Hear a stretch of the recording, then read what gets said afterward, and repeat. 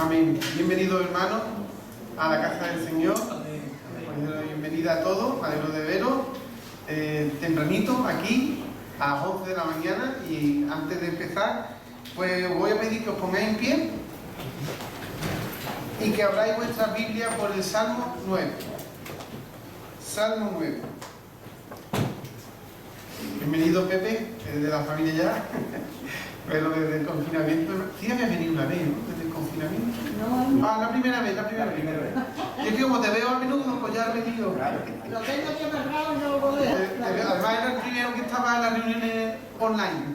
Era el primero.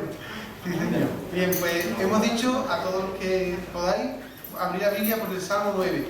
Mirad, hermanos, el Salmo 9, versículos 1 y 2, no lo vamos a leer. ¿Por qué? Porque curiosamente David suele hacer una cosa, que es que los primeros versículos son un resumen de lo que hay en su corazón. O mejor dicho, la conclusión. Los salmos, tenéis que tener en cuenta que los primeros versículos muchas veces son la conclusión a la que llega David. Y después de decirte los primeros versículos a la conclusión que ha llegado, explica por qué ha llegado a esa conclusión. Explica por qué ha llegado a esa conclusión. Entonces vamos a leerlo al revés. Vamos a leer primero el final del Salmo 9. Es decir, los versículos 17 y 18 hasta el 20. Dice, lo voy a leer yo.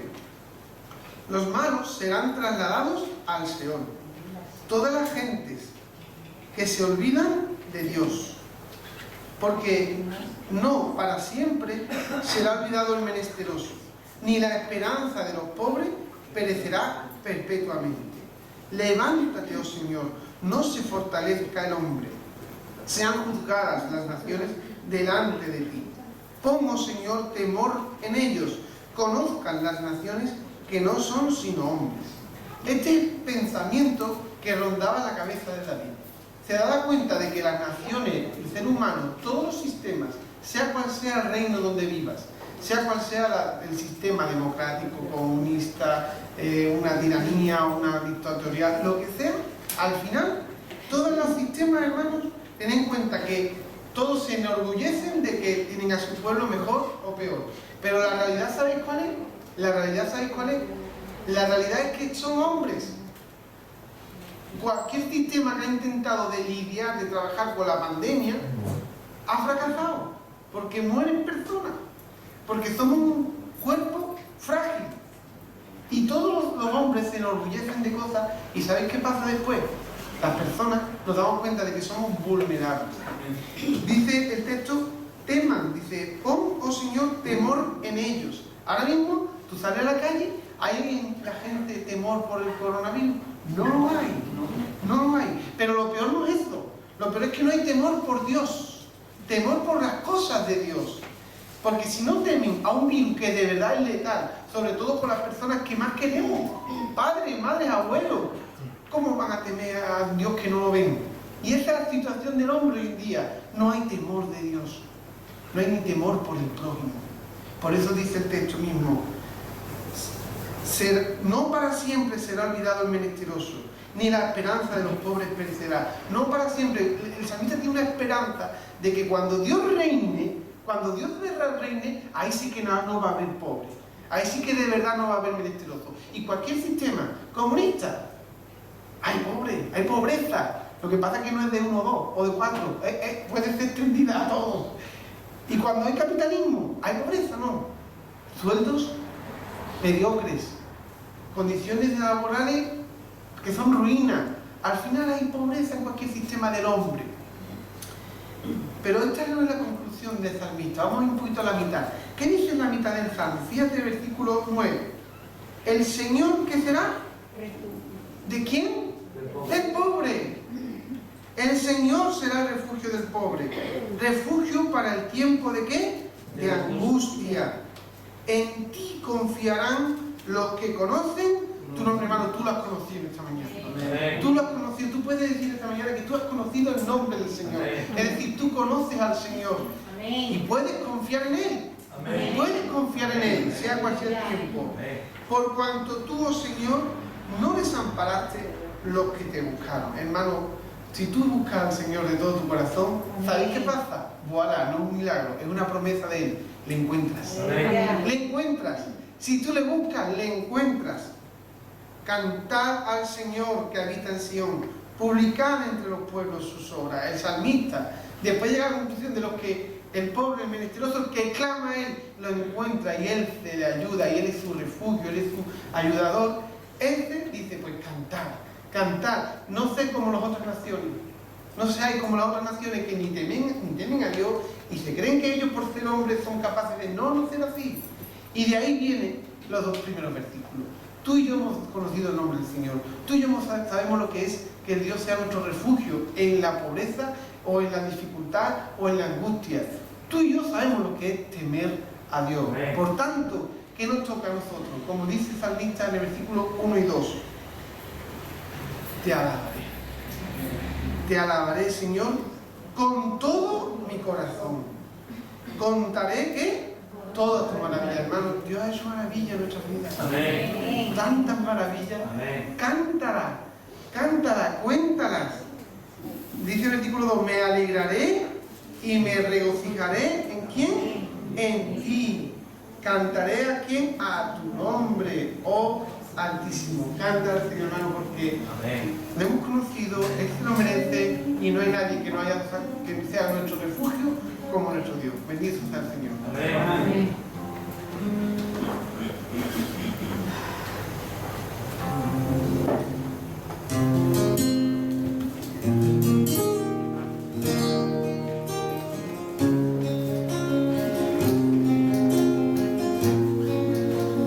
Bendito eres, Señor Dios mío. Bendito sea tu presencia, Señor Dios mío. Como dice tu palabra, Padre, qué bueno que tenemos a un Dios que atiende la súplica de su pueblo, Dios mío, que se compadece del pobre, del rico también, Señor Dios mío, pero que tenemos un pronto auxilio al cual acudir en los momentos de dificultad, en los momentos de desgana, en los momentos de tristeza, Señor Dios mío. Y por eso, Señor Padre, queremos que tu presencia en esta mañana, Dios mío, toque nuestras vidas de una manera especial, Señor. Ayúdanos, Dios mío, a darte y a ofrecerte lo que tú esperas de nosotros, Señor Dios mío. No queremos ser como la higuera, Padre. Queremos darte fruto de labio, fruto de espíritu, Señor Dios mío, en esta mañana. Y queremos, Señor Padre, que tu presencia, Señor Dios mío, transpire por cada poro de nuestra piel en esta mañana, Dios mío. Llévate la gloria, Padre. Llévate la honra en el nombre de tu Hijo Jesucristo, Señor.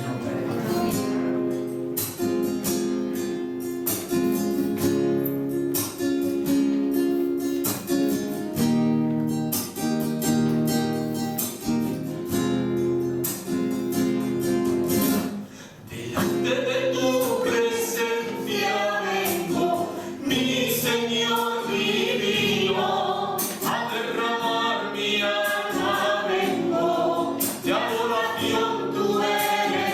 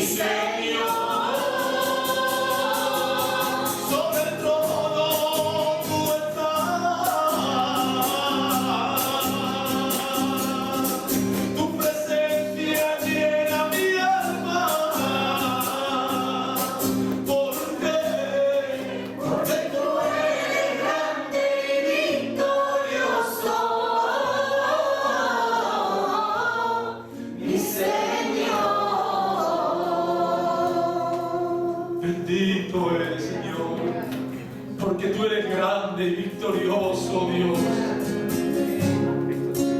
Te adorarte, bendito Padre.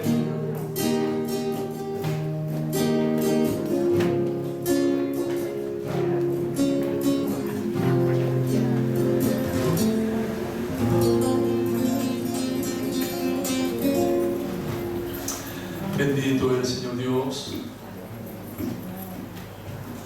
Te adoramos.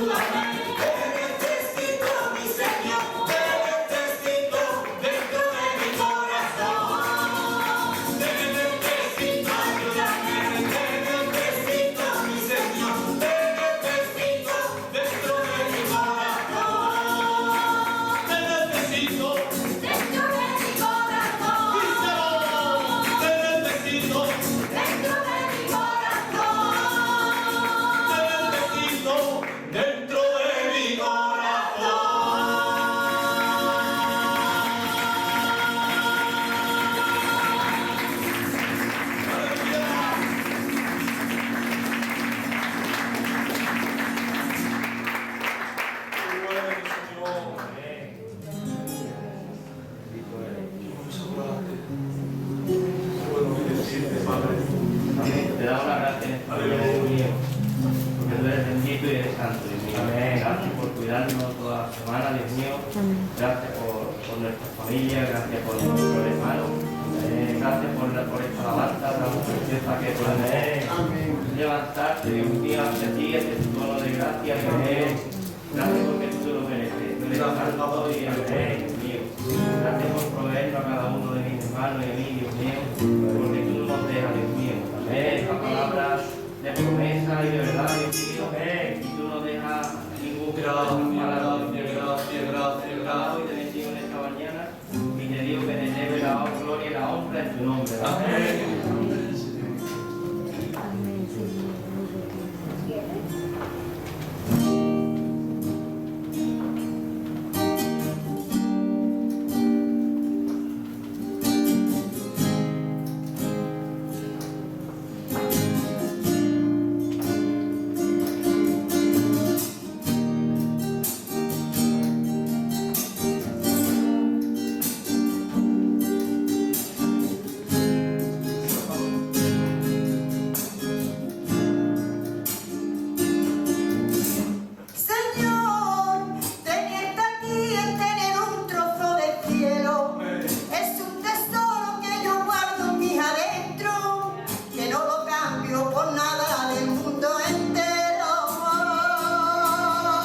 Señor, que me has dado que no te puedo olvidar, esa caricia y esa forma de amar, me has cautivado con tu amor y tu amistad. Yo no sé qué tiene, pero sé que tiene algo que te impulsa cada día a amarlo. Yo no sé qué tiene, pero sé que tiene algo que me impulsa cada día a amarlo. Será su forma de amar, en música celestial. Será su forma de ver, que me cautiva mi ser.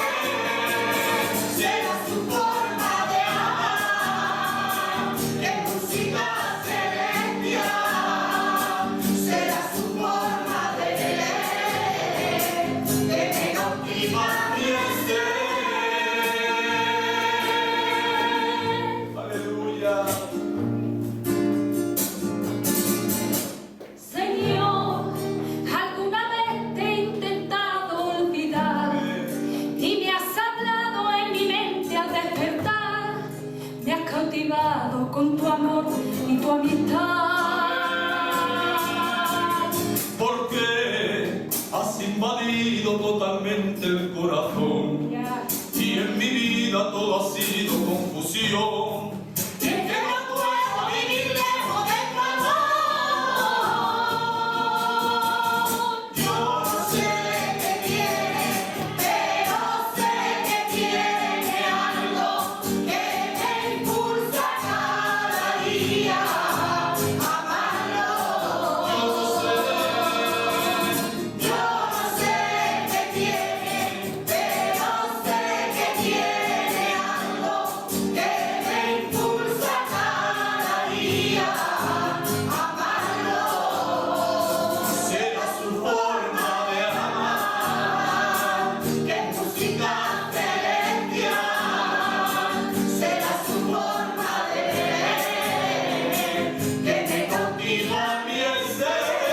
Será su forma de amar, que es música celestial. Será su forma de ver, que me cautiva mi ser.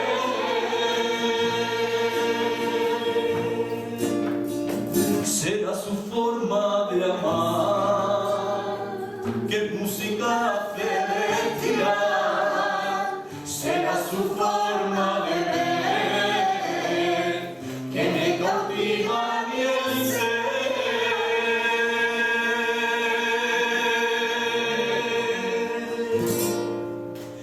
Dime qué tiene.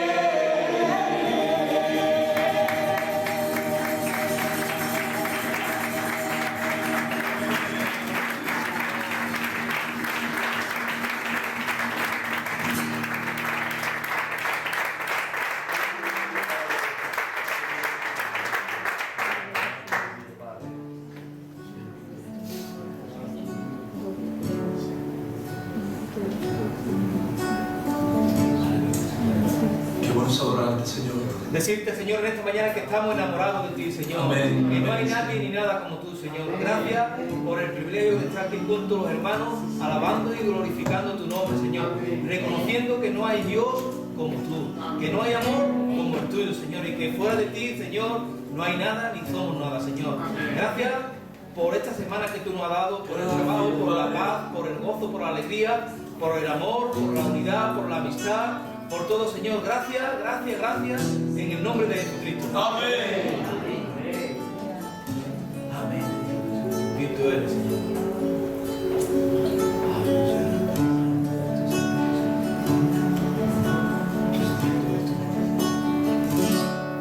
La victoria está en Jesús, solo tienes que pensar que mayor es el poder de Dios que el poder de Satanás. La victoria está en Jesús, solo tienes que saber que aunque sean malos tiempos, donde el mundo se destruye, y aunque estés pasando pruebas, el Señor te ayudará, te dará una salida para poder soportar, extenderá su mano amiga, te dirá por dónde andar, multiplicará tus fuerzas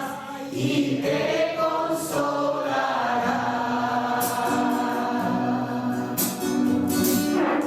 La victoria está en Jesús, solo tienes que pensar que mayor es el poder de Dios que el poder de Satanás. La victoria está en Jesús, solo tienes que saber que aunque sean malos tiempos, donde el mundo se destruye, y aunque estés pasando pruebas, el Señor te ayudará, te dará una salida para poder soportar, extenderá su mano amiga, te dirá por dónde andar, multiplicará tus fuerzas y te consolará. Y aunque estés pasando pruebas, el Señor te ayudará, te dará una salida para poder soportar, extenderá su mano amiga, te dirá por dónde andar, multiplicará tus fuerzas y te consolará. Qué bueno, hermano mío, que tengamos la certeza, la tranquilidad, que aunque estemos pasando pruebas, Dios, sabemos que tú nos vas a ayudar. Como dice la canción, aunque el mundo se destruya, tenemos la certeza de en quién hemos creído y en quién creemos, Señor. Tú nos dirás, Señor Padre, tú extenderás tu mano y nos dirás cada día, cada instante por dónde tenemos que andar. Multiplicará, como lo hace cada día, nuestras fuerzas. Y sentiremos ese consuelo, Señor, en nuestro corazón. Gracias, papaíto.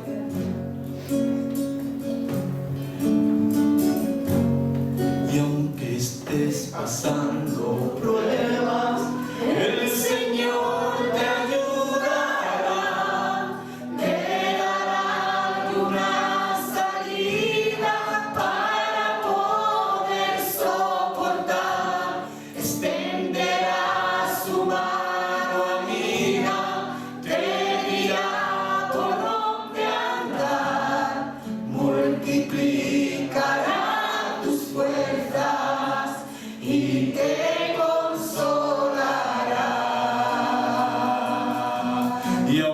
estés pasando prueba, el Señor te ayudará, te dará una salida para poder soportar, extenderá su mano amiga, te dirá por dónde andar, multiplicará tus fuerzas y te consolará.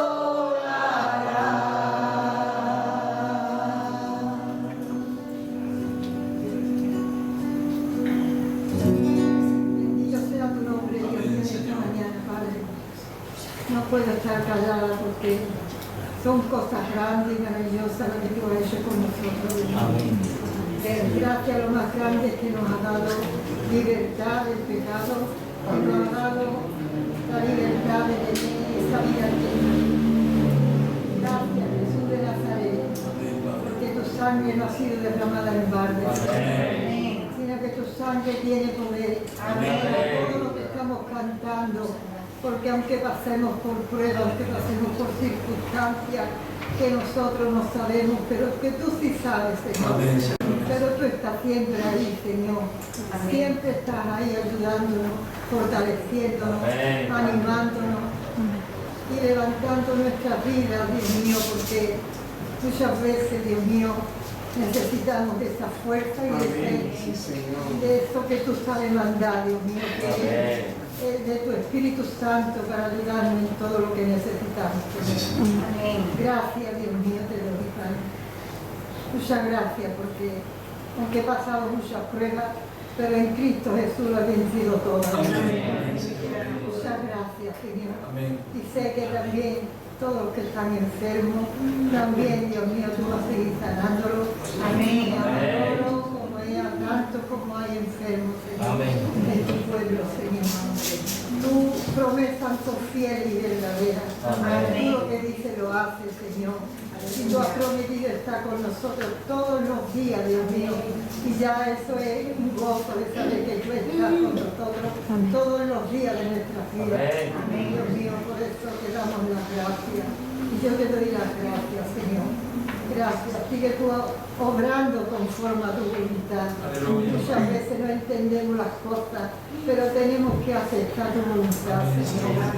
Porque tú eres el sabio de los sabios. Tú eres el médico de Dios. Tú eres el que puede hacer cosas que nadie puede hacer. Amén. Por eso todas esas cosas las dejo en tus manos, para que tú sigas obrando y que tú te sigas manifestando en cada uno de nosotros. Amén. Que esa fe que tenemos en ti siga aumentando, Señor. Pase lo que pase. Señor, si vivimos para ti, vivimos. Y si morimos contigo, nos vamos, Señor. Gracias te doy, porque tu palabra es maravillosa. Aleluya. Es la que nos guía, la que nos enseña y la que nos da cada día lo que necesitamos. Por eso te doy gracias. Sigue bendiciendo esta alabanza, bendice la palabra de mi hermano Ezequiel, de tu siervo, y que todo lo que hagamos te glorifique a ti, Señor. Sea de la gloria y la honra en el nombre de Cristo. Amén. Dios mío, te damos la gracia por este tiempo, Dios mío. Gracias porque sabemos, Dios mío, que tú siempre estás con nosotros, aunque estemos pasando por pruebas. Gracias por esta alabanza, Dios mío. Y ahora te pongo en tus manos la palabra para que tú nos bendigas a través de ella. Amén. Llévate la gloria y la honra, Dios mío, en el nombre de Jesús. Amén.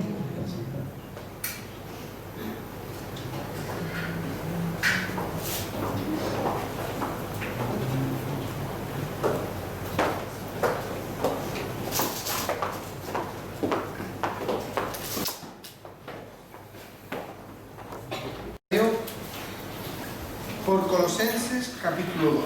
Colosenses 2.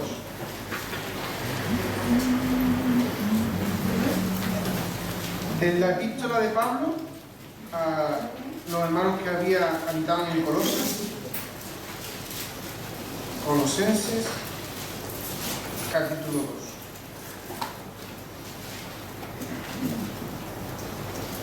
2. El pasado domingo tuvimos la oportunidad de hablar de un concepto que es la expiación. Es probable que, bueno, hemos escuchado hablar de la expiación. Aquellos que no pudisteis venir el domingo pasado, tenéis la oportunidad siempre de verlo en la página de YouTube de la iglesia. Lo recuerdo, aquellos que esta noche algunos se conectarán. Y tarda mucho, ¿eh? Yo os digo que no lo hacemos antes porque pasar los vídeos tarda pasar al ordenador, tarda hacer la maqueta y tarda después volcarlo. Tardó, el último vez yo pensaba que iba a estar media hora, tardó 1 hora y pico en subirse a YouTube. Pero bueno, el caso es que por la noche, hoy domingo, podrán disponer los hermanos que no han venido, aunque sé de hermanos que venís, que además después os gusta verlo otra vez. Sé de hermanos que venís que os gusta verlo otra vez. Y también me ha dicho Parito que es porque pongo los textos, que a veces no da tiempo a copiarlo o lo que sea.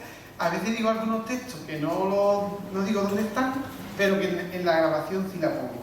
Bueno, en cualquier caso, hoy se va a volver a hacer y estamos en vía de poder hacerlo en directo.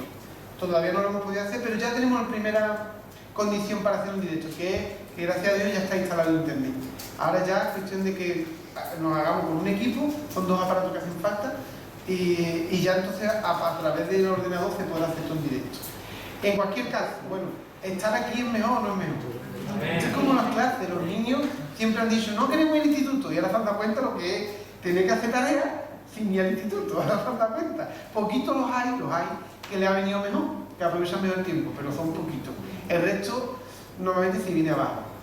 Y la cristiandad igual, hermano. Tenemos la capacidad, la autodisciplina para seguir estudiando nosotros la palabra, alimentándonos en el Espíritu Santo mediante la oración y el estudio bíblico en nuestros días, en nuestra casa, a solas.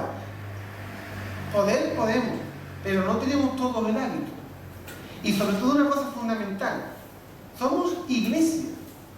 No somos cristianos solamente, la salvación es individual, amén. Pero tú vas a estar solo en el cielo, donde dice la palabra. Somos iglesia, somos comunidad. Tú eres cristiano en tanto te relacionas como cristiano con otras personas. Cristiano. Entonces, en la medida en la que tú más vienes, más te relacionas con hermanos en la fe, más hablas con ellos, más vas a ser cristiano. Es muy duro estar a solas. Y al final se nos olvida. Mientras más despegados estamos los unos de los otros, la palabra de Dios no dice nunca despegados los unos de los otros. ¿Dice eso? Al contrario, dice congregaos.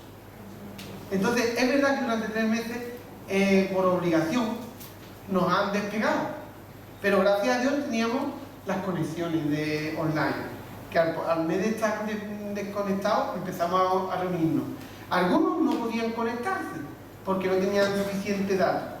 Vale, pues ya nos podemos reunir. El caso es, hermano, que tenemos que tener cuidado porque esta pandemia ha provocado como un poquito con el colegio, que haya una desazón y un cierto desasosiego ante una falta de relación unos con otros. Y esto se puede reactivar. ¿Cómo? Viniendo. ¿Cómo? Estando como estaba en la iglesia. Y luego, sí, mantén la distancia, pero conversar. Quédate con los hermanos. Mantén la distancia, mantén la prudencia, pero tengamos relación los unos con los otros.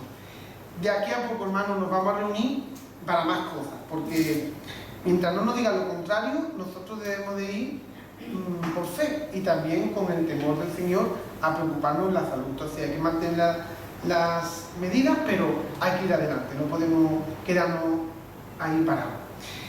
Hermanos, quiero compartir sobre la segundo beneficio que tiene de ser hijo de Dios, de ser una persona convertida, una persona que ha aceptado a Jesucristo como su Salvador. El domingo pasado hablamos de la expiación.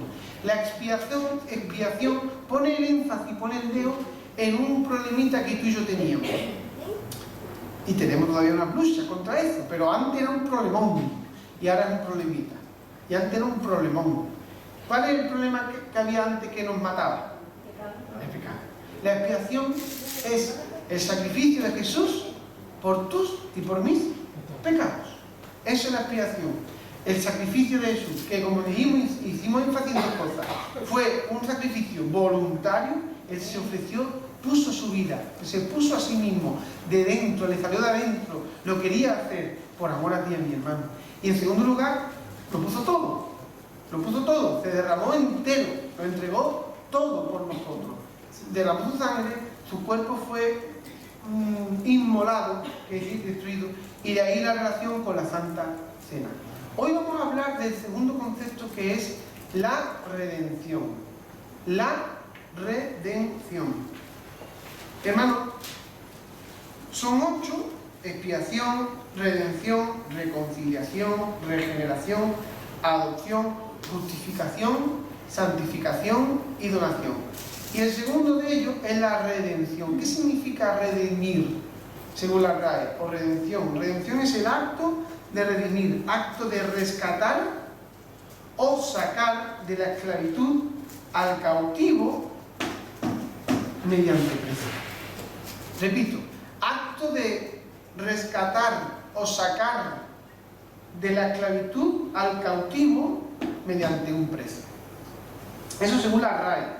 Esa es la primera acepción, la primera entrada del significado de redimir según la RAE. Te recuerdo que es Real Academia de la Lengua Española, el diccionario de la Real Academia de la Lengua Española.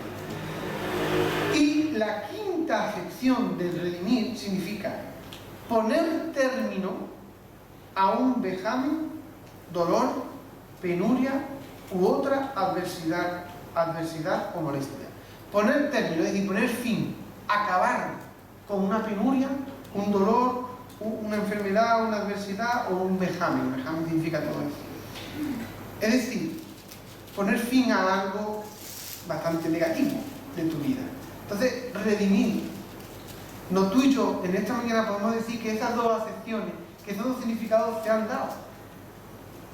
¿Por qué? Porque tu liberación, ¿tú has sido liberado o no has sido liberado? Amén. ¿Tú eres cautivo o no eras cautivo? Amén. ¿De qué eras cautivo? De pecado.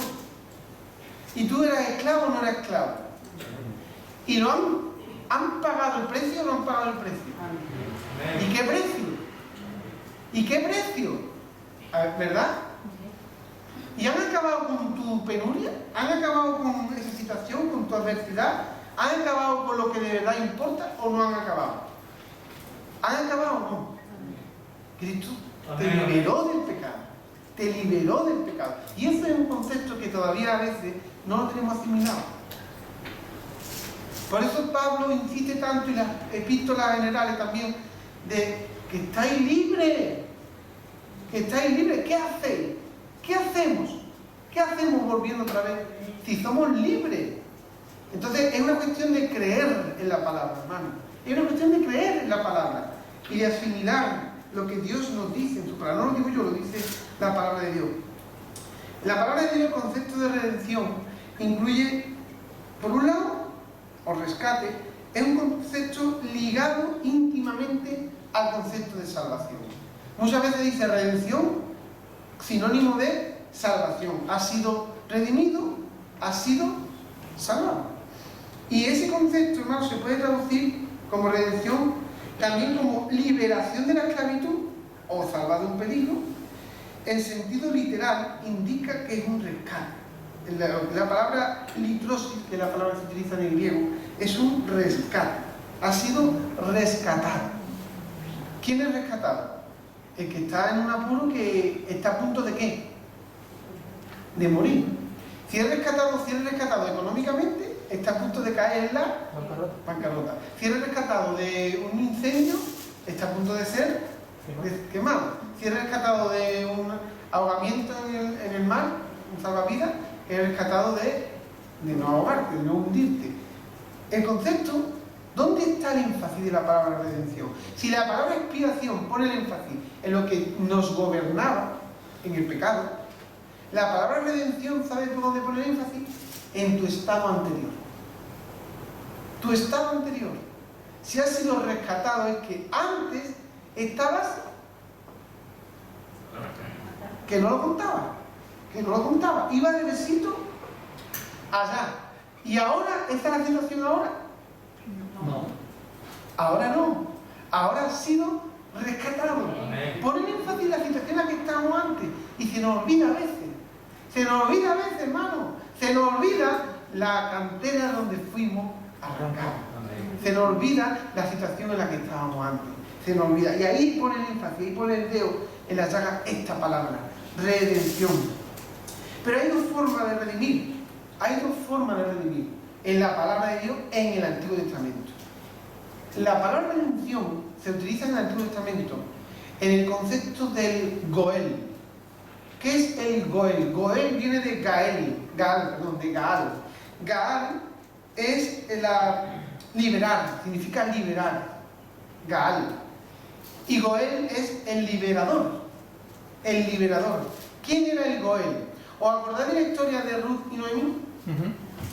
La anciana era Noemí. Bueno, anciana, sí, no sé. Y la joven era Ruth. Ruth era extranjera. Se quedó viuda, también como Noemí. Las dos estaban viviendo fuera de Israel. Fuera, en un país extranjero.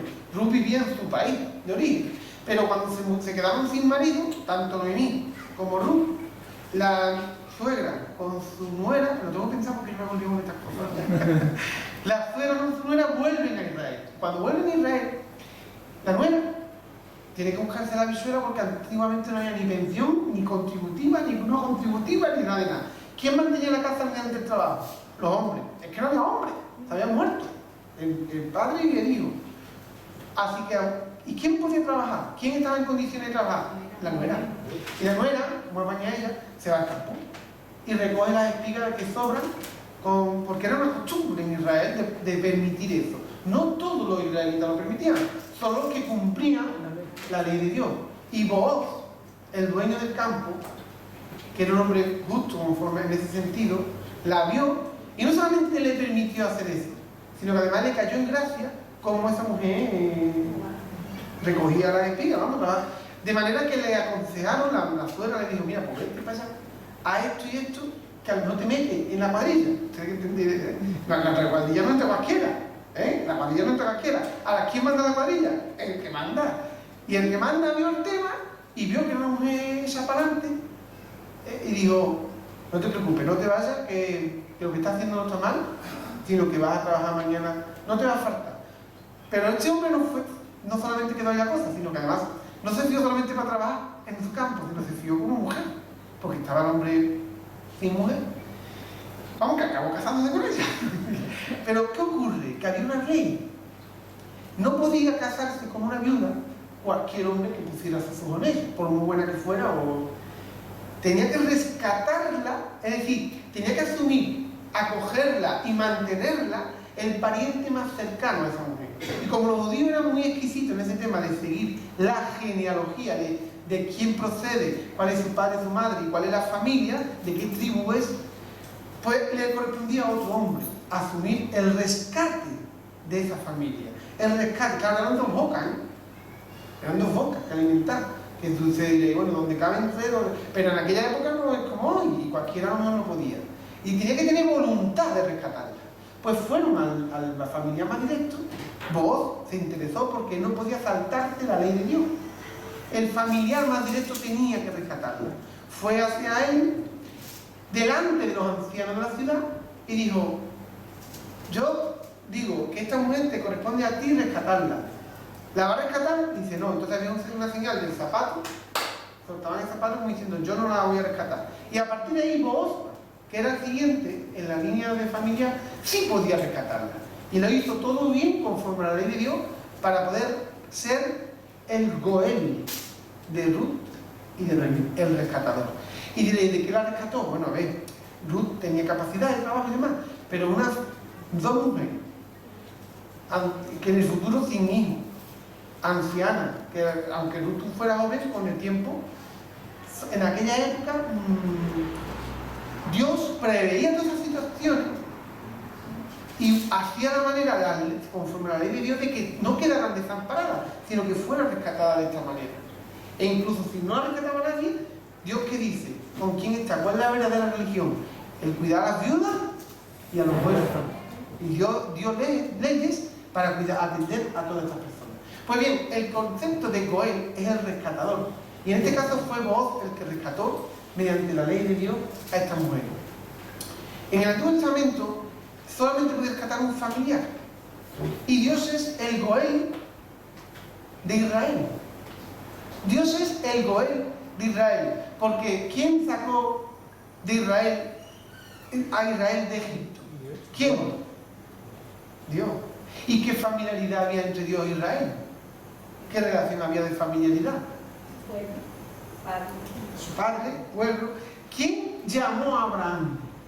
¿Quién es el Dios de Abraham, de Isaac y de Jacob? ¿Quién formó un gran pueblo que de uno dice que después no se podían contar, como las estrellas del cielo? ¿Quién es el autor, el generador, el creador de ese pueblo de Israel? Sino el propio Dios. Entonces, en ese sentido, la relación de familiaridad está, y Dios, el que creó a esa nación, a ese pueblo de Israel, cuando escuchó el clamor de su pueblo, que estaba cautivo, esclavo, y estaba siendo extorsionado en Egipto, Dios actuó y dice que lo oyó y se movió a misericordia. ¿Para qué? Para liberar a su pueblo. Él es el Goel de Israel. Él es el familiar que rescata, que asume la responsabilidad ante la situación de esclavitud de su pueblo y rescata a su pueblo a través de ¿qué? Ya sabéis la historia de Israel en Egipto, de las 10 plagas. Y en la última plaga, ¿os recordáis cuál es? ¿Quién murió? Los primogénitos. Los primogénitos. Y si no hubieran puesto la sangre del cordero en los dinteles, los primogénitos de los israelitas también habrían fallecido. De manera que cuando salen de Egipto y celebran en el Sinaí la reunión y Dios le da las leyes, les dice: cada primogénito de Israel me pertenece. ¿Por qué? Para que recuerdes que para que tú salieras de Israel en Egipto por culpa del corazón de Faraón, que estaba, ¿cómo estaba el corazón de Faraón? Muy endurecido, muy endurecido. 9 plagas, hermano, y que no. Hasta que no le tocó a los primogénitos de Egipto, no lo dejaron. Hasta que no le tocó a sí mismo perder a su hijo, no lo dejó. Y esto es una enseñanza de Dios. ¿Cómo Dios probó a Abraham? ¿Cómo Abraham se ganó el afecto, el amor de Dios, de que dijera: de hecho ya has demostrado que crees en mí? Porque le pidió ¿qué? A su hijo. ¿Y Abraham estuvo dispuesto o no? ¿Cómo Dios sacó a su pueblo de Israel, de Egipto? A través del primogénito. Porque tuvo que ser así. ¿Y cómo Dios salva al mundo del pecado y de la muerte eterna? A través de su Hijo unigénito. Pero Él lo hace para rescatar a todo aquel que Él crea. Para rescatar, ¿por qué? Porque igual que Israel estaba esclavizado en Egipto, toda la humanidad está esclava del pecado. Y la única forma de ser rescatado es a través de la sangre preciosa de su Hijo. Así que, hermanos, Él es el Goel de Israel, aparece de esta manera, pero además también el Goel es porque hay un pago. El Goel también es un concepto en el Antiguo Testamento de pago del derecho comercial. Resulta que los primogénitos, como estoy diciendo, cuando nacía a ti te nace el Pite, a mí David, ¿no? Pues tenemos que pagar una cantidad, porque si no, el niño le pertenecería al sacerdocio, como hizo Ana con Samuel, que le prometió que si se lo daba, se lo iba a dejar allí, y lo dejó, y ahí fue un pedazo de profeta, un gran profeta. Pues de la misma manera, cualquier primogénito de Israel, al nacer tenía que pagar un precio. Y el énfasis en la Biblia no está en el precio a pagar. El precio a pagar varía según la condición de la familia. El énfasis en la Biblia es que ese primogénito ha de ser rescatado, ha de ser rescatado, para recordar cómo Dios rescató a Israel de Egipto. Ese es el énfasis. Así que se ve claramente el derecho que Dios instituyó con un claro mensaje de recordar cómo había salido Israel de Egipto, de la esclavitud y de la desesperación. Ahora bien, ¿qué figura representa en toda la Biblia de mejor manera esa figura del Goel, del rescatador? ¿Quién es el Goel por antonomasia? El Nuevo Testamento nos muestra el Goel, el rescatador, es Jesucristo. es Jesucristo. Es Jesucristo porque Él es el rescate. Él es el rescatador. Y en Él somos rescatados. Fijaros estas tres cosas que acabo de decir, pero que son verdad. ¿Cuál es el precio? Él, su vida. Su vida, dice el buen pastor, su vida da por la oveja. Él es el precio. Él es el rescate. Ese precio que había que pagar, Él es y Él lo pone. Lo dice la palabra de Dios que Él se dio a sí mismo. En Él hemos sido liberados, sacados de la esclavitud. En Él, como en Jesucristo. Amén. Y Él es el autor. Dice, el autor y consumador de la fe. Él es el autor de nuestra salvación, hermano. Por lo tanto, es Jesucristo esa figura del Goel divino, del rescatador divino, que además, ¿qué familiaridad tenía? Se hizo carne. Se hizo carne. Nació y habitó entre nosotros. O sea, había que ser familiar. Pues se hizo uno de nosotros. Un humano en ese sentido. Y además de la tribu de Judá, perteneciente a Israel, y pasó, pagó el precio y pasó por lo que tenía que pasar. Se despojó de su gloria para ser humano. ¿Qué familiaridad? Como dice, no hace falta que lo busquéis en 1 Timoteo 2:6, el cual se dio a sí mismo en rescate por todos, de lo cual se dio testimonio a su debido tiempo. Hermano, Él se dio a sí mismo en rescate por unos cuantos. ¿Qué dice la palabra de Dios? Por todos. En 1 Timoteo 2:6. Y en Tito 2:14 dice, quien se dio a sí mismo por nosotros para redimirnos de toda iniquidad y purificar para sí un pueblo propio, celoso de buenas obras. Tito 2:14. Así que ahí vemos cómo Él paga el precio, se da a sí mismo, Él es ese rescate que había que pagar. Por otra parte, además, podemos ver cómo nos libera, nos rescata de la esclavitud del pecado. Ahora sí quiero que vengáis conmigo a Romanos 3:24. Romanos 3:24.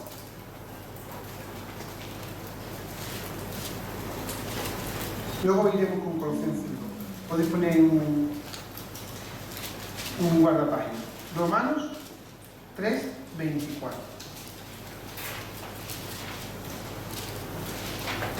Dice así.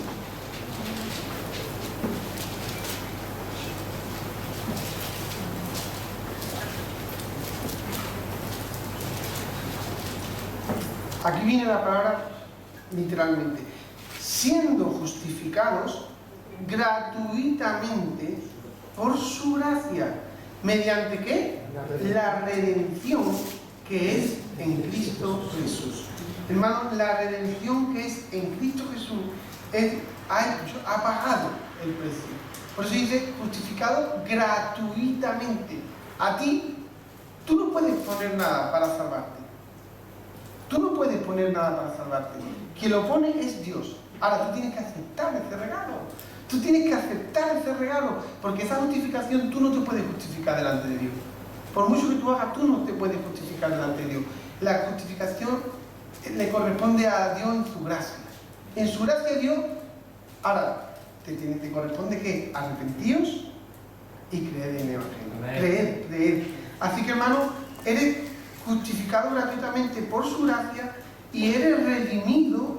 Esa redención es ¿en quién? En Cristo Jesús. La redención es en Cristo Jesús. Colosenses 1:14.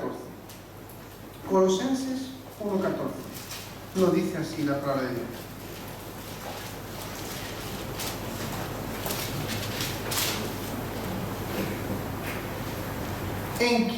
¿De quién cree que está hablando?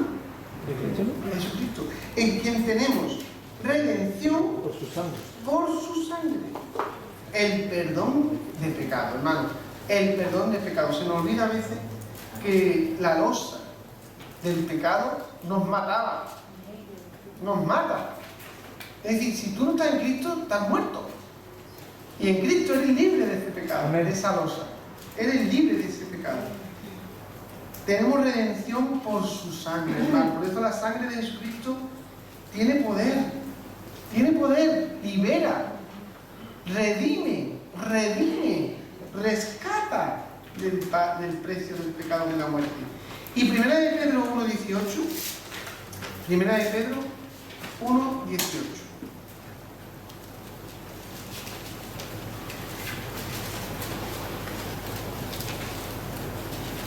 Hemos sido redimidos del pecado, de la consecuencia del pecado y aún más allá de la forma de vida, Dice el versículo 18 y 19. Sabiendo que fuisteis rescatados de vuestra vana manera de vivir, la cual recibisteis de vuestros padres, no con cosas corruptibles como oro o plata, sino con la sangre preciosa de Cristo, como de un cordero sin mancha y sin contaminación. Hermano, aquí el énfasis está en que tú y yo no solamente hemos sido rescatados sino de la forma de vida, de la vana manera de vivir. Esa vana manera se refiere no a que tú te levantas a las 8, que te vaya a trabajar a las 8:30, que vuelva del trabajo a las 7. No está hablando de eso. Está hablando de lo que tú considerabas bueno y malo. Antes tú considerabas buenas unas cosas y malas otras. Si tú sigues considerando, después de haber conocido a Cristo, lo mismo bueno y malo que antes, tenemos un problema. Porque entonces no has sido rescatado. Porque realmente lo que antes era bueno y malo, ahora debe de haber en ti y en mí una nueva criatura que con las prioridades, con la enseñanza de la palabra, sepa que hay cosas que antes tú no considerabas malas, pero a los ojos de Dios no son buenas, son malas. Había cosas antes que tú pues no le dabas importancia, pero a Dios sí le da importancia y por lo tanto no son agradables a Dios. Por lo tanto tú no debes no se toman de la misma manera, ahora se toman de otra manera. Y al contrario, ¿a ti quién te iba a decir que venir a la iglesia, alabar al Señor, cantar, orar, a solas y con mi hermano? ¿Quién te decía antes que eso era bueno? Antes, ¿qué podías pensar? Algunos pensaríais, eso es de loco, eso es de los que están en la secta, eso de los evangélicos. Antes podríais considerar eso. Y ahora te das cuenta de que el estar unos con otros, el orar juntos, el alabar juntos, eso es bueno, porque ¿a quién le agrada primero que nada? Le agrada a Dios. Le agrada a Dios. Así que las cosas cambian. Y antes nuestra manera de vivir era vana. Es decir, no tenía sentido, sin sentido, vacía. Por muy bonita o arreglada que estuviera nuestra vida, era vana. La cual heredasteis vuestros padres. Es decir, no está hablando ahora que tu padre sea mejor o peor. No, es que todos nuestros padres, aunque son creyentes, nos dejan una cosita en heredad. Y ahí no se refiere a tu papá y tu mamá, con nombre y apellido, sino a Adán y a Eva. Hemos heredado el pecado. Hemos heredado el pecado. El pecado provoca en nosotros vana manera de vivir. Y de eso no hay quien te libre. Bueno, estoy mintiendo. Hay solo uno que te puede librar de eso. El Goel. ¿Quién es nuestro Goel? Jesucristo. Amén. Jesucristo, solo Jesús, el Cristo, solo salva, solo puede rescatarte Él, solo puede liberarte Él. Así que, sabiendo que fuimos rescatados, así que, ¿y con qué? No con oro ni con plata, con la sangre preciosa de Jesucristo. Así que, hermano, eso sí, si esperabas cuando te convertiste que Jesús cambiaría otras cosas, que haría esto o aquello, que lo solucionaría todo en tu vida, o al menos que lo que más te importaba a ti te quedaría arreglado, ten mucho cuidado. Ten mucho cuidado con las expectativas que pusiste o que pones en lo que es el camino. Ten mucho cuidado. Estarás como los de Maús si pones una expectativa equivocada en Jesús. Jesús te ha liberado de todo eso que he dicho ya. Y las consecuencias de creer en Jesús van más allá de eso. Pero a veces ponemos una expectativa equivocada en Jesús. Los de Maús, ¿quiénes son los de Maús? Los de Maús son dos personas, dos discípulos de Cristo, que cuando Cristo murió en el Calvario, murió un viernes, ¿lo recordáis?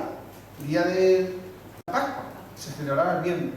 El sábado era el sabbat, no se podía hacer nada de reflexión en casa, sin trabajar, no se podía hacer ni de comer, la comida tenía que estar preparada el día anterior. Y el domingo, al primer día de la semana, cuando ya se podía hacer algo, los que habitaban o fueron a Jerusalén a celebrar la Pascua, pues fueron volviendo a su ciudad. Y algunos de sus discípulos se fueron de Jerusalén, no oyeron las palabras de Jesús de que esperasen en Jerusalén. Entre ellos dos discípulos, no se dicen los nombres, salieron de Jerusalén, iban por camino de Emaús. ¿Y sabéis lo que iban diciendo? Os lo voy a leer. Dice así la palabra de Dios, no hace falta que vayáis. Dice que, pero nosotros, estos discípulos, esperábamos que Él era el que había de redimir a Israel. Redimir. ¿Habéis enterado? Redimir. Liberar de la esclavitud. Y decían, y ahora, además de todo esto, hoy es el tercer día que esto ha acontecido. Llevaban 3 días, viernes, sábado, domingo, habían salido de allí. Ellos esperaban que Jesús fuera el que los liberase. ¿De qué querían muchos judíos, incluyendo todos los discípulos? ¿De qué esperaban que Jesús los liberara? De los romanos. De los romanos. De la opresión romana. Y muchas veces hemos predicado, y yo he predicado yo, los fariseos, los escribas, interpretaban que el Mesías, si llegaba, era con poder y gloria. ¿Para qué? Para quitarse a los romanos en medio. Pero no eran solo los escribas, no eran solo los fariseos. También había discípulos que estaban con Jesús, que habían convivido con Jesús, que habían dormido al lado de Jesús, que habían visto cosas grandes. Y ellos esperaban que aquel que había de redimir a Israel, lo habían visto que había muerto. Y pasaban 3 días desde que aquello aconteció. 3 días, hermano, 3 días. Ocurre, muchos hoy en día, con esto de la pandemia, también han puesto sus expectativas en Dios de una manera equivocada. Muchos, con esto de la pandemia, han puesto sus expectativas en Dios de una manera equivocada. ¿Sabéis por qué se han equivocado? Porque antes de la pandemia ya tenían las expectativas equivocadas. Ya tenían antes de la pandemia las expectativas equivocadas. Cuando tú y yo, en vez de centrarnos en la santificación, que es lo que Dios nos pide a todos como iglesia, como cristianos, como cristianos, en vez de centrarnos en reconocer lo que a Él le ha costado liberarnos del pecado, reconocer que Él es nuestro liberador, nuestro Goel, que Él pagó el precio de ese pecado y que nos ha hecho santos y justificados para que vivamos una vida conforme a su voluntad. En vez de centrarnos en eso, nos centramos que si Dios me ayuda en esta enfermedad, o en esta situación, o en este dinero, o en este viaje, o en esta expectativa, o en este problema, si nos centramos en esas cosas y cambiamos la expectativa que tenemos de Dios, porque ¿por qué Dios no me ayuda en esa situación? ¿Por qué Dios no me ayuda? Cambiamos la expectativa que Dios nos da en su palabra, que sí debemos de tener sobre lo que Dios hace, que sí debemos de tener sobre su presencia, porque Dios ayuda en todas circunstancias. Pero ¿dónde está nuestro corazón? ¿Dónde está nuestro corazón? ¿En Él o en las circunstancias? Cuando cambiamos las expectativas, perdemos el norte y ocurren cosas que zarandean nuestro espíritu, como una pandemia, y empezamos a leer que si el Apocalipsis, que si los profetas menores, que si no sé qué, no sé cuánto. Empezamos con mucho, pero buscando qué, anhelando qué, esperando que Dios venga ya. Yo quiero que Dios venga ya. Dios no ha venido. Y han pasado 3 meses de la pandemia y el confinamiento, y ya llevamos 4. Y puede que volvamos a estar confinados. Y Dios puede que permita todo eso. Y la crisis va a ser larga. Y va a ser dura. Y tenemos que estar unos ahí, unos con otros, codo con codo, luchando como hermanos, en lo bueno y en lo malo. Pero si perdemos la expectativa de lo que Dios quiere, si perdemos la expectativa, nos puede pasar como a los discípulos de Emaús, que no esperaron, que se fueron de Jerusalén. Hermano, céntrate en el Maestro. ¿De qué te libera? ¿Y cuál es tu lucha? Porque nuestra lucha no es con carne ni con sangre, No es con carne ni con sangre, es contra el pecado, contra huestes celestes que quieren que caigamos en la desesperanza, en la pérdida de la fe y en centrarnos en lo que el mundo se centra, en el que comeremos, que vestiremos, porque mañana moriremos. Eso es lo que quiere el enemigo. Sin embargo, hermano, puede pasar eso, que pasemos de, como los discípulos de Maús. Cuando nació eso, hubo un hombre, un sacerdote en Jerusalén, el padre de Juan, el Bautista, que llegó a decir, bendito el Señor Dios de Israel, que ha visitado y redimido a su pueblo, y nos levantó un poderoso Salvador, Redentor, en la casa de David su siervo.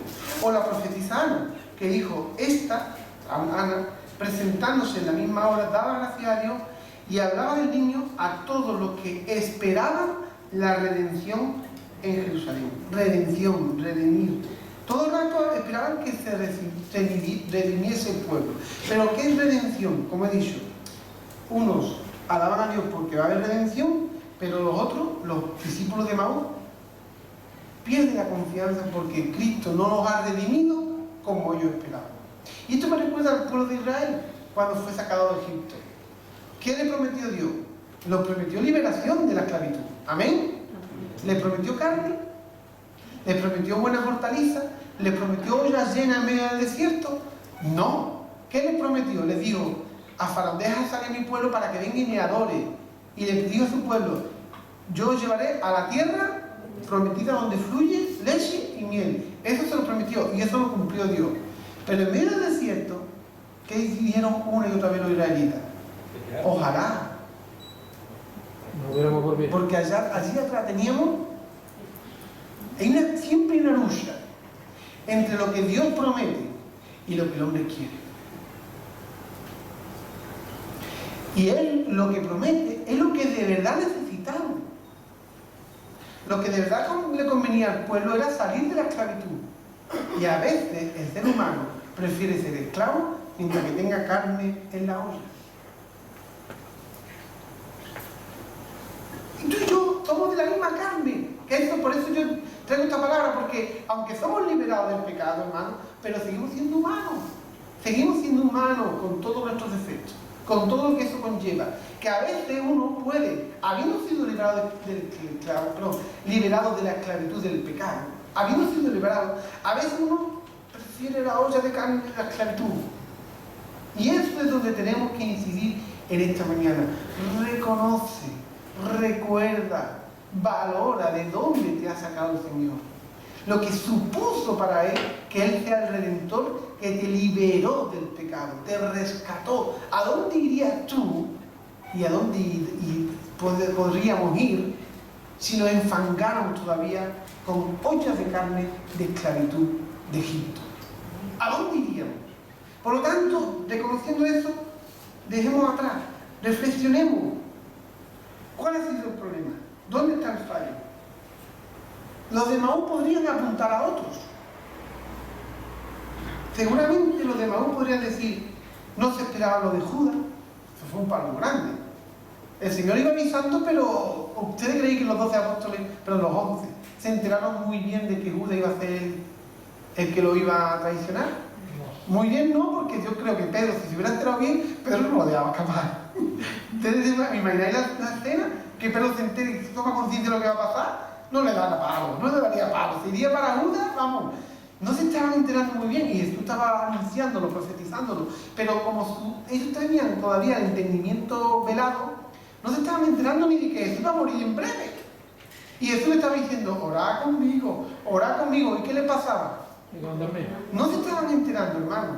Para ellos fue un palo muy gordo, lo de Judas. Incluso para estos dos de Maús, puede que fuera un palo ver como Pedro en la cena, yo estaré contigo. ¿Cuántas veces le digo que yo estaré contigo? Las mismas que le negó. Y fue el primero que salió por pata. Pedro y Juan. ¿Qué hizo Juan en la cruz? Muriendo el Señor. ¿Qué hizo Juan, el discípulo amado? El que se recostaba sobre su costado, el que estaba siempre al ladito, verlo como moría, no movió ni un dedo por rescatarlo. cuando nuestras expectativas fallan respecto a Dios, lo primero que podemos hacer, ¿sabe qué? Es que la iglesia está mal, es que el pastor no me llama, es que el consejo no funciona, le echamos la culpa a los otros. Le echamos la culpa a los otros. Hermano, que no, que te tienes que relacionar con Él, que con quien te tiene que entender, quien tiene que aparecerse, como Emaús, con quien tienes que hablar, con quien tiene que arreglarte, es con Dios. Y las expectativas que hayas puesto equivocadas de tu vida, háblalo con Él. Amén. Que Él te ponga centradito donde de verdad necesita que te centre. Porque si no, nos podemos echar la culpa a quien quiera, pero la culpa, ¿sabes quién la tiene? Uno mismo, que falló poniendo las expectativas donde no debía. Pon las expectativas en Cristo, pero ponlas como a Él le agrada, porque muchos se equivocaron en cómo poner las expectativas en Cristo. Se equivocaron, y todavía hoy tú y yo no podemos equivocar. Recuerda, Él te liberó ¿de qué? Del pecado. Quiere que vivas una vida así como santa. Y si eso no te ha quedado claro, nos vamos a pegar de palo contra la pared. ¿Qué pasa? Porque Dios no me bendice. ¿Por qué pasa? Porque céntrate en aborrece el pecado, rechaza los deseos de la carne, bendice a Dios con tu santificación y verás cómo la cosa va, que vas a tener comunión permanente con Él. Eso es lo más importante. Porque cuando uno le da importancia a tener relación con Dios permanentemente, en la misma proporción, rechaza el pecado. Pero cuando uno está enfangado en el pecado, que a veces estamos ahí, nos despistamos y ¿sabéis lo que estamos diciendo a Dios? No me importas. Y eso es lo más doloroso que puede haber para el corazón del Padre, porque es tu Padre, es mi Padre. Y Él nos ama con amor eterno. Entonces a Dios no le duele tanto el mundo que rechace y que no cree en Cristo. A Dios le duele más a sus hijos cuando no le miran, cuando no le respetan, cuando no le buscan, cuando no le aman de corazón. Eso es lo que Dios quiere en esta mañana. Por eso quiere que recuerde que Él estuvo Él. Solo Él estuvo Él, tu rescatador. Y solo a Él tenemos que mirarle. Ruth estaba pendiente de vos, a ver lo que hacía, a ver qué decía, para ganárselo. Y lo consiguió. ¿Pero cómo? Siguiendo la ley de Dios. Nosotros, hermanos, la única manera de agradarle a Él es siguiendo su palabra. Obedecerle. Así que, hermanos, estas expectativas se pueden uno equivocar, uno puede estar despistado durante un tiempo. Nos vamos a centrar ahora en cómo volver a tener las expectativas bien colocadas. Os voy a leer un texto que vayan conmigo a buscar lo que es Isaías 55, 7.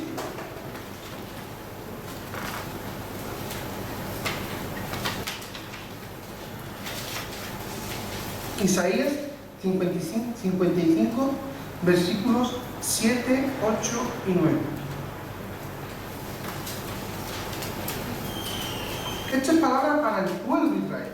Pero dentro del pueblo de Israel había gente que estaba haciendo lo contrario a la voluntad de Dios. Y se utiliza una palabra fuerte que es impío. Hermano, aquí delante de Dios impío no podemos hacer porque somos justificados por la sangre de Cristo. Pero podemos cometer impiedades, es decir, equivocarnos, y va tiempo equivocado. ¿En qué? En la expectativa. Entonces, no lo asumas, me estoy diciendo impío, no. Que cuando tú y yo nos equivocamos en la expectativa, nos equivocamos en el camino, podemos estar despistados, tan despistados, que nos venga bien este texto. Que dice así: deje el impío su camino, y el hombre inicuo sus pensamientos, y vuélvase al Señor, el cual tendrá de él misericordia. Y al Dios nuestro, el cual será amplio, ¿en qué? En el Goel, el rescatador, el que perdona. Esto no lo está diciendo Dios en esta mañana a la iglesia, a ti, a mi vida, a tu vida, para que nos sintamos mal, hay que ver, sí, siéntete mal si has despreciado a Dios, siéntete mal, sí, pero ahora entiende esta palabra, vuelve a Él, porque Él es amplio, ¿en qué? En perdonar, es tu rescatador, es tu Goel. Y por eso dice el versículo 8, porque, claro, nuestros pensamientos no son los suyos, porque mis pensamientos, dice Dios, no son vuestros pensamientos, ni vuestros caminos, mis caminos, dijo el Señor. Yo puedo, ¿por qué Dios ha mandado esto? ¿Por qué ahora no nos podemos reunir? Y ahora no podemos reunir nada más que 40, ¿Y por qué? Yo puedo poner muchas razones ahí, pero me tengo que centrar en qué es lo que Dios quiere ahora para mí y para mi iglesia. Me tengo que centrar en lo que Dios quiere con nosotros. Me tengo que centrar en esto, porque mis pensamientos no son suyos. Mis pensamientos no son suyos. Y como dice el versículo 9, como son más altos los cielos que la tierra, así son mis caminos más altos que vuestros caminos, y mis pensamientos más que vuestros pensamientos. Tendemos a pensar que cuando nos va bien, el camino que llevamos es perfecto. ¿Qué significa ir bien? ¿Qué significa que vayamos bien? ¿Significa para nosotros que vamos bien lo mismo que para Dios va bien? Tengamos en cuenta siempre esto, nuestros caminos, los caminos de Dios, los pensamientos de Dios son. ¿En qué sentido? En perfección. ¿En qué sentido? En altura de miras. ¿En qué sentido? En que Él, de verdad, Él sabe lo que te conviene. Sabe lo que significa de verdad que te vaya bien. Y Dios puede estar con la cuenta en rojo, con una enfermedad y no sé cuántos problemas, y de verdad está como Dios quiere que esté, que es dependiendo de Él. O al revés, con un dineral en el banco, con salud y con un viaje super guay planificado, y que Dios diga, vaya plan de este, o de esta, o de fulanito o de menganito, vaya plan. Puede ser eso, porque nuestros pensamientos no son sus pensamientos, y nuestros caminos tienen que mirarse siempre por la lupa de Él, de cuál es su camino, Así que, hermano, esto es importante. Si has puesto expectativa equivocada en tu vida cristiana, si te has equivocado en la expectativa que has puesto, vuelve a Él, que es amplio en perdonar. Vuelve a Él, que está deseando que vuelvas a Él. Y ahora sí, para terminar de darle entrada a este concepto de redención en vuestras vidas, quiero que vengáis a Colosenses, capítulo 2. En verdad, más que el texto principal, es el texto de conclusión, porque ya llevo 40 minutos, entonces diría para terminar. Colosenses 2. Vamos a leer desde el versículo 8.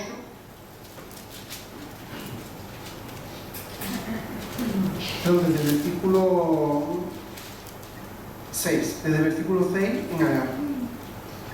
Dice así.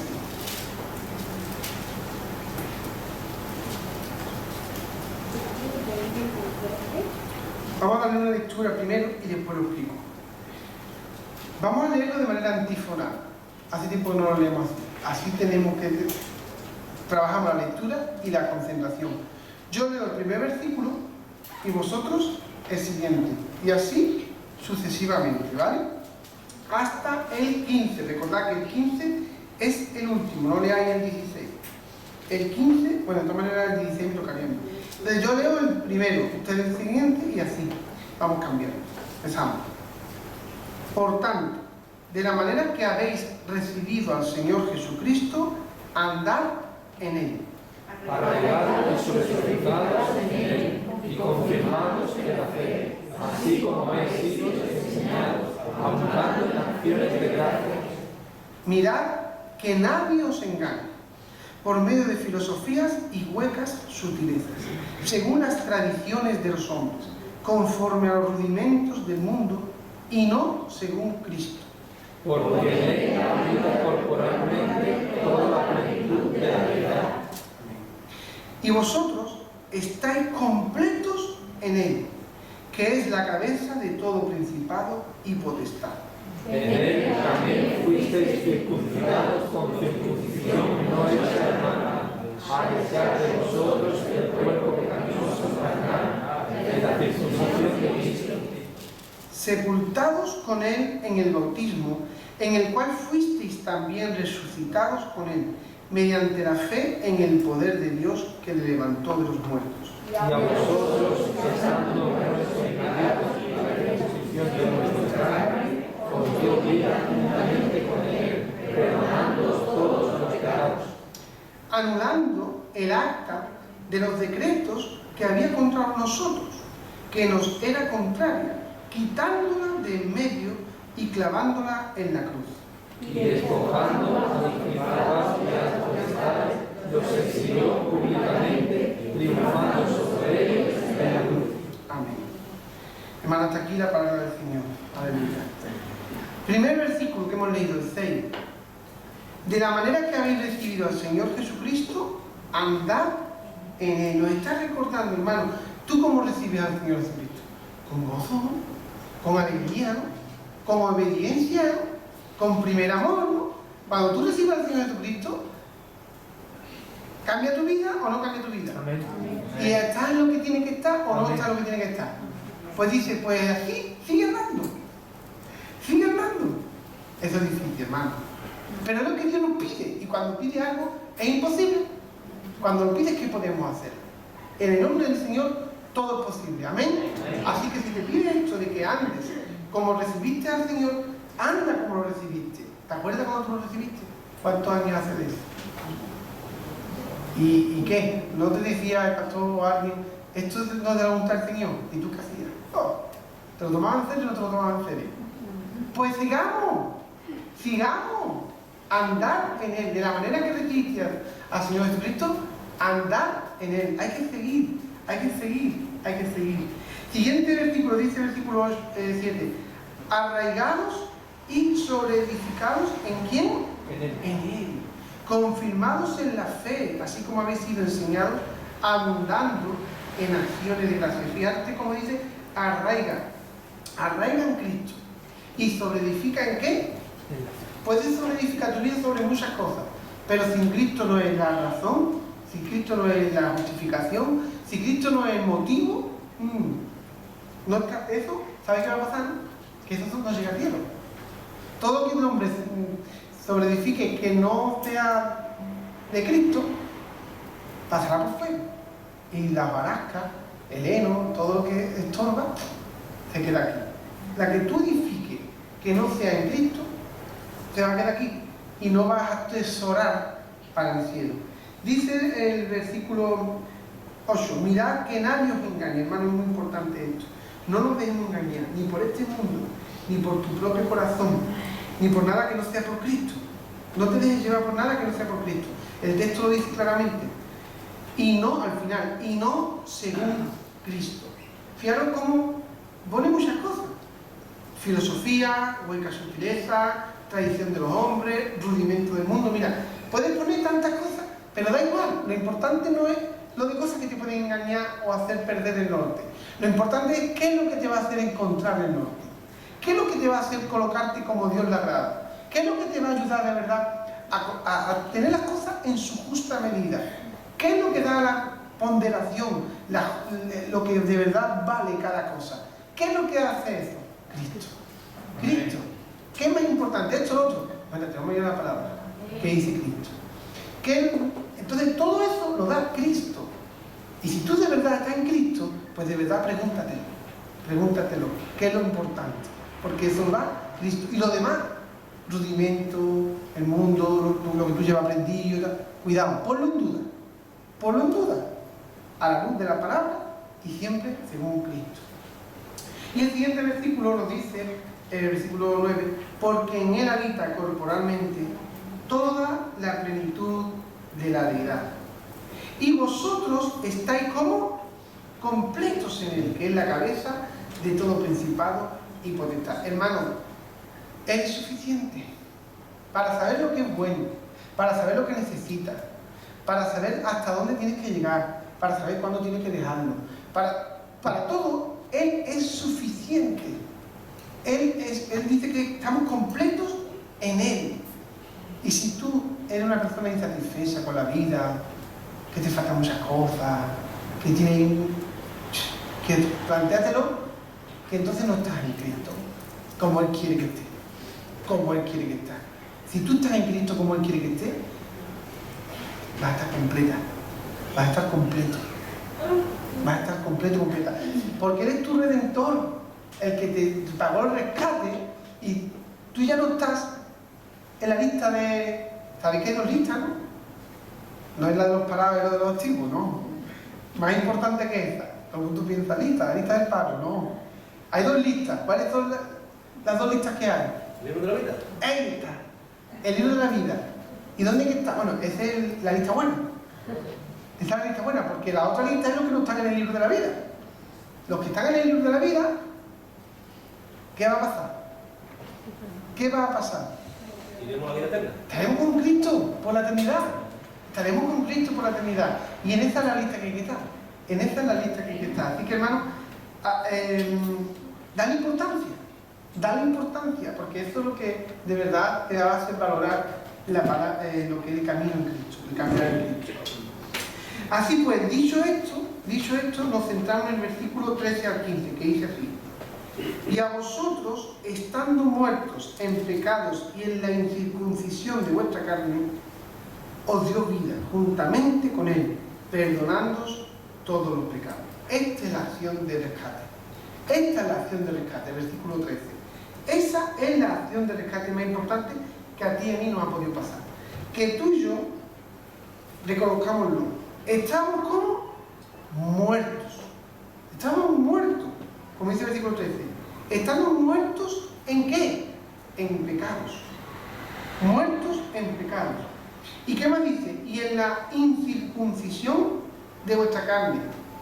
Os recuerdo que la circuncisión, no la circuncisión es que el varón israelita se tenía que cortar el pellejito del prepucio y se quedaba sin pellejito del prepucio. Eso era la circuncisión. Y era un pacto que hizo Dios con su pueblo Israel, que retomó en Moisés, y lo tenían que hacer todos los israelitas a partir del pueblo de la salida de Egipto. Y ese pacto indicaba que esa persona él pertenecía al pueblo de Dios. ¿Qué ocurre? Aquí Pablo no le está echando en cara, no está diciendo a los gentiles, porque estas cartas estaban escritas a gente que no eran judía, sobre todo. No está diciéndole, ustedes que no sois judíos, no. Le está recordando, mira, tú, antes de conocer a Jesús, ¿cómo estabas en tus pecados? ¿Cómo estabas? Muerto. Y además, ¿tenías relación con Dios?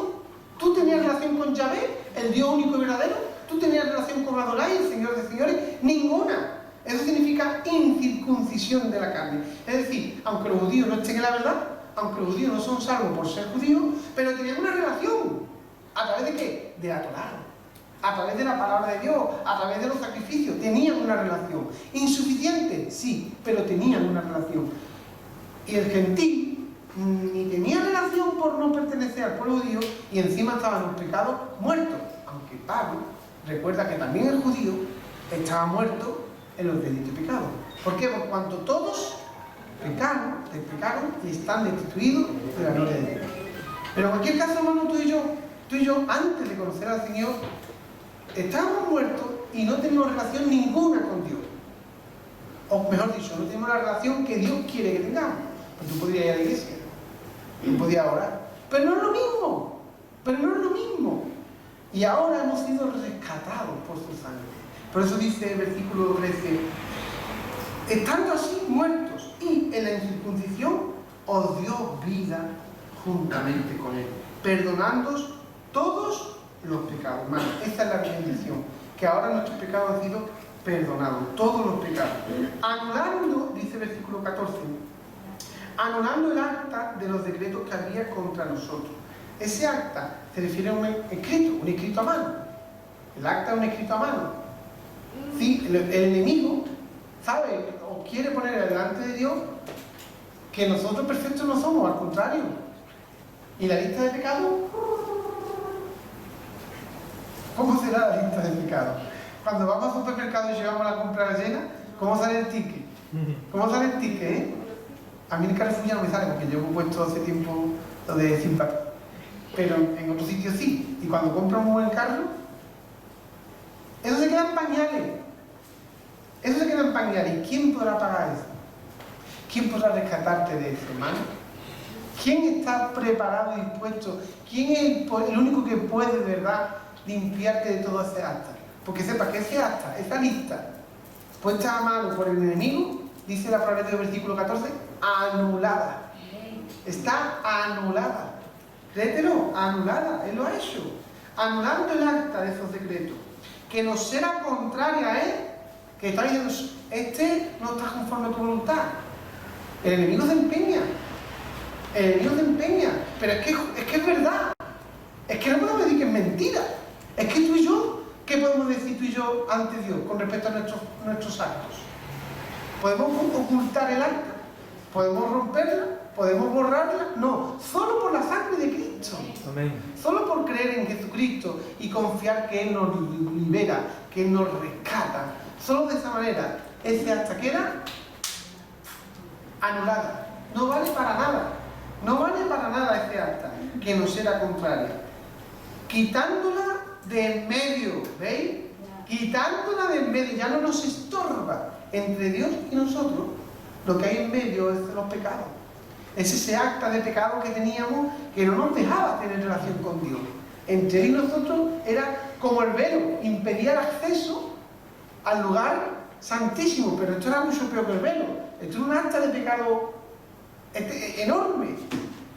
Y ahora queda anulada, queda quitada de en medio, y es más, dice la palabra de Dios precioso, que Pablo, inspirado por el Espíritu, dice una cosa preciosa: clavándola ¿dónde? En la cruz. Para Dios, la única manera fue el precio. Tuvo que pagar el precio. Tuvo que sacrificarse. Tuvo que hacerlo. Y allí está clavada la acta, hermano. Tú no puedes decir, yo no puedo decir, es que Dios me ha perdonado porque Dios es amor. No. Es que Dios me ha perdonado porque dice que me ha perdonado. No. Es que Dios me ha perdonado porque Él considera que los pecados los ha echado al fondo del mar. No. Los pecados están anulados en un lugar físico, en una historia, en un momento concreto de la historia y por alguien concreto que pagó el precio. Están anulados en la cruz del Calvario, clavados con la sangre de Jesucristo, y el que pagó el precio fue Jesús, nuestro Señor Jesucristo. Así que no es cuestión de una cosa intelectual, que nos imaginemos, que Dios... No. Tiene un precio real, un precio de sangre. Ese acta ha sido eliminada, no porque tú y yo consideremos que ha sido eliminada, no, que es que Cristo ha pagado por ella. Es que tiene una consecuencia física y real. Y por mucho que los historiadores, arqueólogos y demás busquen, ¿sabéis qué? Jamás van a encontrar el cuerpo de Cristo. Porque Él pagó el precio, pero al tercer día, como dice la palabra, resucitó y está a la diestra del Padre. Así que Él ha pagado el precio, Él es tu Redentor. Pagó de verdad, no una cosa intelectual o no. Él fue un hecho histórico. Fue un hecho histórico. Y por eso tú y yo podemos estar confiados, porque ha pagado el precio y ha clavado el acta en la cruz del Calvario. Clavándola en la cruz. Y dice el versículo 15, y ya no se queda ahí, y despojando a los principados y a las potestades, los exhibió públicamente, triunfando sobre ellos en la cruz. Hermano, hay victoria. Hay victoria. Si tú puedes volver al Señor, quiero decir, en el sentido de, si las expectativas tuyas eran otras, te has equivocado de expectativa y quieres volver a la expectativa de Dios, hermano, hay victoria en el nombre de Jesús. Puedes hacerlo. Dios te llama. Pon tu pensamiento en sintonía con el pensamiento divino. Vuelve a Él. Vuelve a mí, como decía Isaías. Vuelve a mí. Y hay victoria en el nombre de Jesucristo. Hay victoria porque Él venció en la cruz a los potestades y a las huestes. Él los venció. Hay victoria. Así que nuestra lucha que no es contra carne ni sangre, sino contra huestes celestes de maldad, ¿tiene victoria? ¿En quién? En que Florito lo decía. ¿En quién? En Cristo. En Cristo. Hay victoria en Cristo Jesús. Ahora, nuestra lucha sigue. ¿Hemos terminado la lucha? No. Sigue. Hasta que no venga el Señor, nuestra lucha sigue. Hay un texto, lo voy a leer solamente, dice... Versículo 18, dentro de Colosenses 2. Versículo 18. Nadie os prive de vuestro premio. Nadie os prive de vuestro premio. Afectando humildad y culto a los ángeles, entremetiéndose en lo que no han visto, vanamente hinchados por su propia mente carnal. Aquí Pablo está advirtiendo al pueblo de Colosenses de que había ciertas personas que estaban metiéndole cosas a la cabeza, que le estaban sacando de la gracia de Cristo a algunos creyentes. Los estaban intentando hacer ver que para agradar a Dios había que hacerse, como quien dice, flagelarse, en un sentido social. Había que tener en cuenta las costumbres judías, había que circuncidarse, etcétera. Cuando eso no es de la voluntad de Dios. De la misma manera, hermano, a ti y a mí nos pueden venir ideas de este mundo que nosotros podemos aceptar y que nos quitan el premio, el galardón. ¿El premio de qué? De vivir en la gracia, confiando solo en Cristo y centrándonos en la santificación de nuestras almas. Cuidado, porque el premio nos lo quieren quitar. El premio nos lo quieren quitar. Y para que lo entiendan un poquito mejor, porque esto de los Colosenses es complicado. Pero ven conmigo ya para terminar a Romanos 6. Romanos capítulo 6 dice, Romanos 6:10.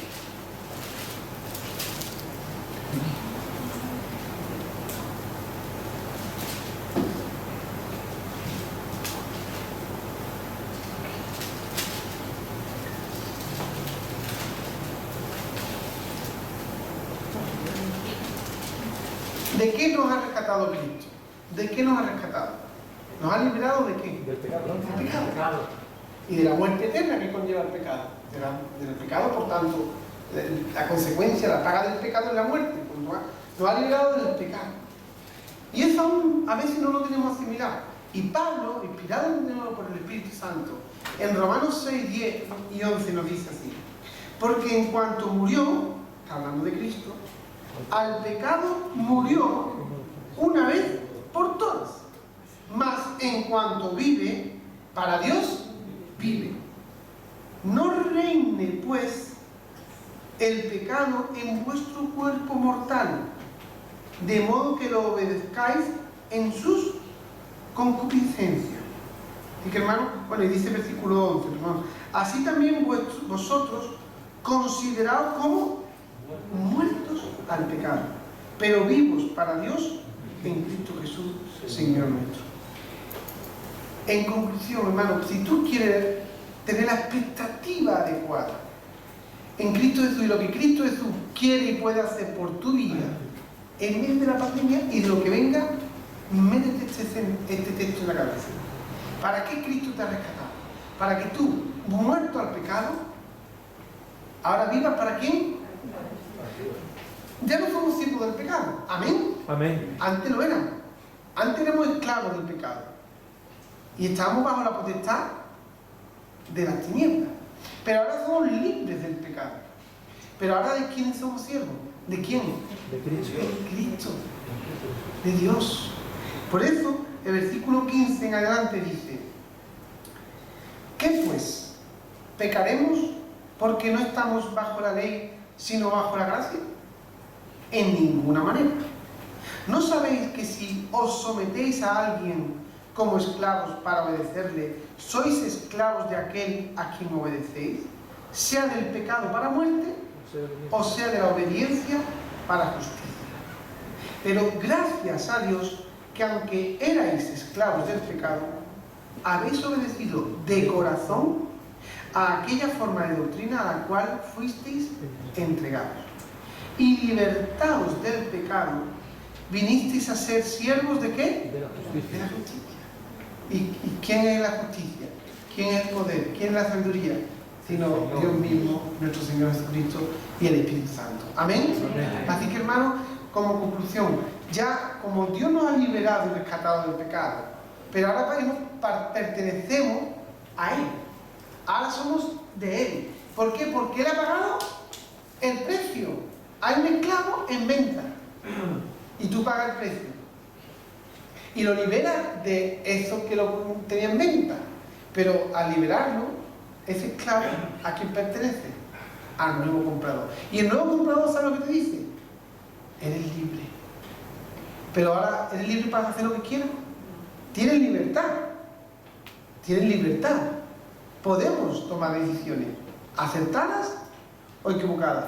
Pero ¿sabéis qué es lo que a Dios le agrada? El corazón. El corazón. Por eso hemos leído, como dice, de corazón.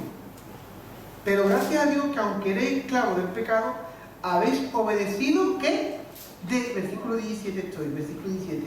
Habéis obedecido de corazón a aquella forma de doctrina a la cual fuiste entregado. Hermano, Dios quiere ahora corazones que, sabiendo esto, que Él te ha rescatado, ahora te entregas a Él para obedecerle, para hacer su voluntad de corazón. Porque si Dios nos ha liberado no es para que obedezcamos a la carne, sino para que andemos en las obras de justicia que le agradan a Dios. Amén. Pues vamos a orar para que estas palabras se ascienden en nuestros corazones, practiquemos lo que es la expectativa adecuada, que es una cosa que he incidido porque sé que todavía con estas circunstancias duele y a veces no entendemos las circunstancias de la pandemia o incluso de otras cosas que pasan en nuestras vidas, que estaban incluso antes de la pandemia. Pero en Cristo, hermano, estamos plenos. En Cristo hay plenitud de gozo, plenitud de todo. Hermano, en Cristo tiene la respuesta a todas las cosas y necesitamos centrar nuestras vidas en nuestro Redentor, que Él nos liberó de lo más importante, de la muerte eterna, de la consecuencia del pecado. Hemos sido rescatados por su sangre, Él puso el precio y en Él hemos sido redimidos. Amén. Y ahora cojamos conciencia, hermano, para no obrar conforme al pecado, sino libres del pecado, obrar conforme a la obediencia de la justicia. Vamos a orar. Si alguno quiere orar en voz alta, lo puede hacer. Voy a dejar unos minutos para que lo hagan.